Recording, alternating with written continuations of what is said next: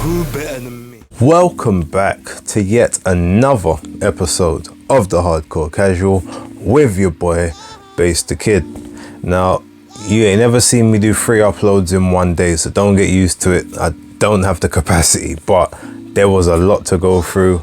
There was a lot of footage, a lot of things to discuss. So without further ado, we're gonna get into that. And as I always say, please like, subscribe and share. I'm trying to hit that 400 before the end of the year. I know we can do it. I've got a couple top 10 videos happening next week onwards to close out the year. But yeah, let's get it. So without further ado, let's get into it. So as we saw over the weekend, Terence Crawford knocks out David Avanesyan in the 6th round of their 12-round WBO welterweight championship fight that was on BLK Prime. Now, I only just got around to seeing that fight yesterday, just before I was ended up doing the breakdown with Pugilist Boy. And the fight itself, it was actually a very enjoyable fight to watch from a technical standpoint, with, like, you know, little high moments of action, with obviously the knockout being tremendous in the way it was, you know, the way it was crafted and the angle of which Terence literally created that. How he had David Avanesyan behind his shoulder, looking at him, pushing him back. He knows that a punch is about to come, so as soon as that punch is thrown, angles himself, comes with the uppercut, squares his feet, dips to the left hand side, short sweeping hook as the straight punch is going through. Like, it was a masterclass finish. However, the reason for this, rather than, because obviously I spoke about that fairly briefly on the weekend wrap, but it goes now that there has been some controversy with the gloves that he was wearing. And I've seen a picture of them. Like, I saw what happened at the end of the 5th, where, you know, the referee stopped about, told David Avanesyan to go to the other corner, went to the commission to show the gloves and said, look, both of the both the seams are busted on the thumbs. And they was like, okay, well, what we do, we have to go to the back and get the spare pair of gloves, and then we'll have to re-glove up at the end of this next round. Now, to me, I kind of feel like, if there's that much damage on the gloves, then the fight should be stopped then, for the new gloves to come and be wrapped up and then started again, rather than, you know, letting this round continue, someone to go get the gloves, come back, and then, I don't know, because it feels like they're already damaged. So that's an unfair advantage, especially if some of the padding is now come loose or come out, which means that there's slightly less protection for the person on the other side of the ring, but also for the person who's got the gloves on, trying to protect their wrists and their knuckles.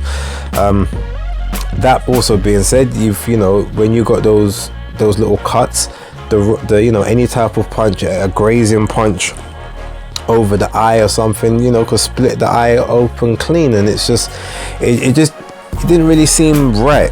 But okay, they did what they did, and Crawford was like, okay, well, I'm trying to change these gloves, so yeah, you gotta go now. And I like the way Crawford does that.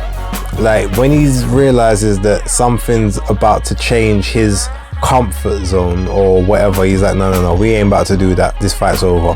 He did the same thing with Sean Porter, and he done the same thing as soon as he realized, oh, they're gonna have to change the gloves. Nope, fight's over, I ain't got time for that. Same with the Porter. Oh, you think I'm down on the scorecards? All right, cool, you know what, we gotta wrap this one up just to make sure. And then that's what happened. So but looking at the gloves, they definitely do look as if they had been worn before. Now, I'm not saying that is the case, but they didn't look like the type of gloves. Like, I'm not even talking about just the seams, just the gloves themselves. They looked as if someone's hand had been in those at least once before, like punching, doing bag work, doing training, sparring. You know, they didn't look like they were the freshest of gloves, especially the left hand. The left hand looked really beat up, like it had been going through the walls in the gym. So look, I don't know how that's going to work. I don't know how that gets investigated, or if there even is going to be an investigation. But yeah, I'm not going to lie, it looked a little suspect still. that being said, the performance wasn't suspect. The performance was excellent, and I'm looking forward to what Crawford does next. So yeah, in terms of the gloves, like I said, we'll see what happens with that. But yeah, the rest of it, I definitely enjoyed what I saw. That was a very high level deconstruction of a very decent and credible fighter, and yeah, looking forward to the next one. So Anthony Joshua seems to be out in, where is he at the moment? I think he's in Dallas. He's in Texas at the moment, I believe, with Derek James, training with Errol Spence Jr. and Jermell Charlo, a couple others from that gym. Now, so I guess this signifies the end of the Robert Garcia link up, or he's just going to go through his process of whatever he's doing.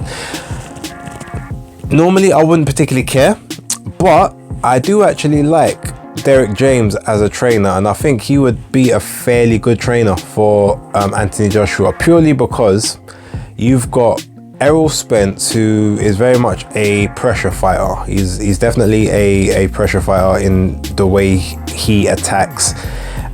You might even you could possibly call him down to a pressuring boxer puncher, but he's in that ilk. You've got Jermell Charlo, who is also a boxer puncher, but like more of a come forward pressure fighter, boxer puncher, as opposed to sort of like a back foot counter puncher more time than not. So I feel like with that kind of style, pretty much that's what we need from Anthony Joshua at the moment. He needs someone that's going to show him to be more aggressive, to work more on the inside, to let his punches go in combinations, and to get sort of dogged and rough. And I think someone like Derek James can keep his fundamentals high, but also give him just more of that attacking nous, that, you know, that go for the kill, go for the jugular, go for the hurtful shot, not the clean one. And I think that's the kind of mentality he needs. Really and truly, I said before, if Joshua trusted his chin more, or had didn't have as big an adverse reaction to getting hit, someone like Abel Sanchez would have probably been like the best kind of guy for him, because you just need that aggressive sort of, you know, that aggressive take no prisoners attitude in the ring. Now, you know, to be totally honest, you know, Robert Garcia was a very good fit from a mentality standpoint. Whether or not he was a right fit to train such a big guy, I don't know, but I guess if he's just in there to show different looks and different tricks and to sharpen certain things up, I feel like that was a good move. But if he sticks with Derek James, I definitely think that would be the best fit for him at this point in time. He does need to relocate. He definitely needs to stay out in America and actually have his camps out there, not because it's America, but just because it's different. It's away from the public eye, it's away from normality, and he needs to be in very unnormal circumstances to get the best out of himself and refocus at this point in time. Being in the UK with all the obligations and the commitments you've got, not being able to walk down the street more time without people, you know, wanting to hound you for autographs and pictures and whatnot, all that stuff there, like, leave that to the wayside. Focus on the boxing if that's really what you want to do. And I think Derek James is a good fit for that personally. I still feel that Hasim Rahman Sr. is also a good trainer for him.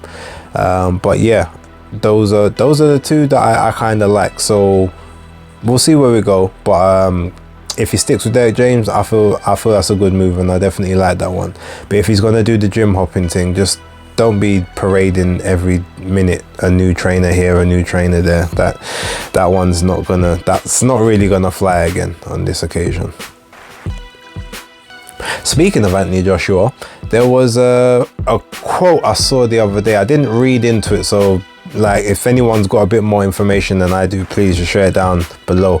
But I remember he was asked, if you could fight Tyson Fury or Dillian Whyte, who would you rather? And he basically said, no, give me Dillian Whyte. Like, South London him, North London me. Like there's just a lot more there. You know, it's a lot more personal.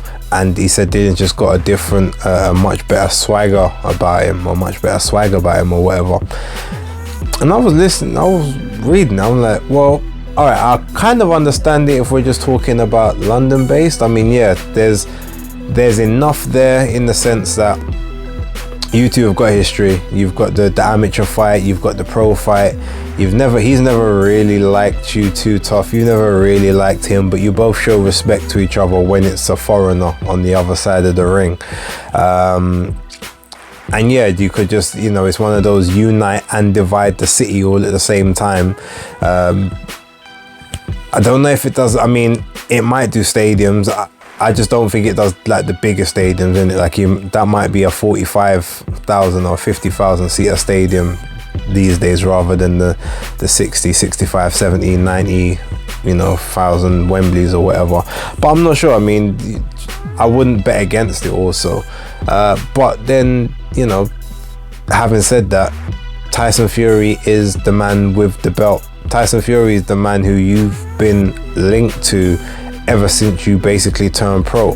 You know, they did that big toe-to-toe, the round table, gloves are off thing with all the heavyweights, where Tyson was giving a novice AJ experience and like advice.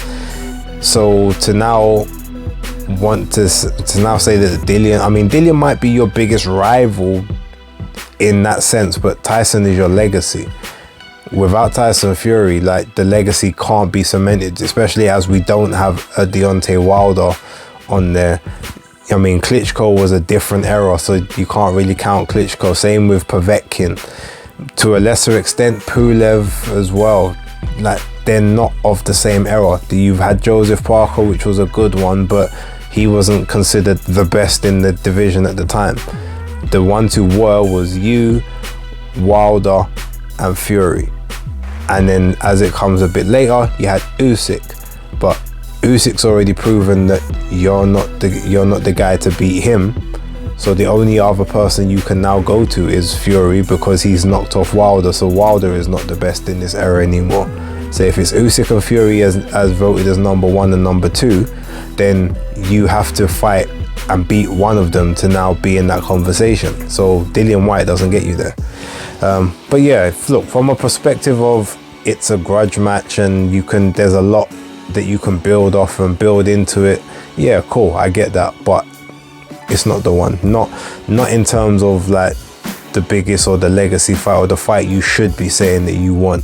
Unless it's just you saying, I want that fight next, and then I move on to Tyson Fury if he really wants it. And in that case, then, alright, cool. But yeah, otherwise, no, that gotta come better than that.